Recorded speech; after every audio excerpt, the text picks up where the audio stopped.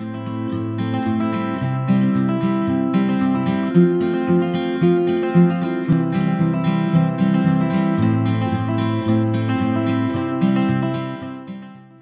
y a là une répartition assez simple en fait, le présent en noir et blanc et le passé en couleur. Bon.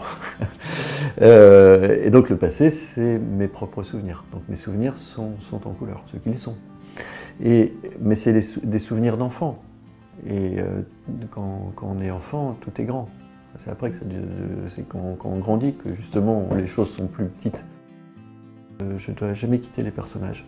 Je dois être avec eux, je dois être juste au niveau des expressions, des attitudes, même si ce sont des choses qui sont a priori pas très gratifiantes à dessiner. Enfin, j'avais l'impression d'inventer une autre façon de raconter des histoires où je mélangeais à la fois des croquis, des illustrations, de la bande dessinée, je pouvais convoquer la couleur de temps en temps. Enfin, il y avait une très grande liberté que j'ai prise petit à petit par rapport à ma pratique, je dirais, plus traditionnelle de la bande dessinée dans laquelle j'ai grandi. Donc.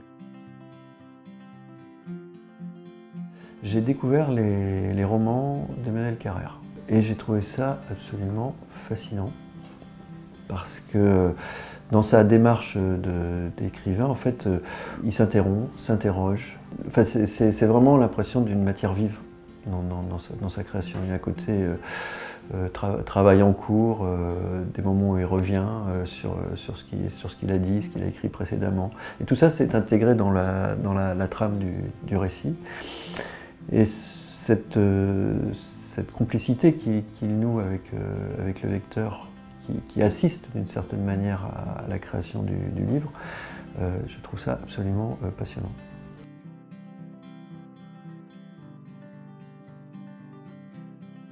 De dire la beauté du monde, alors pas seulement des paysages, des lieux, mais aussi voilà, c'est de la beauté des êtres que je rencontre dans leur quête, leur fragilité, leurs doutes, parce que ce sont des gens qui me touchent.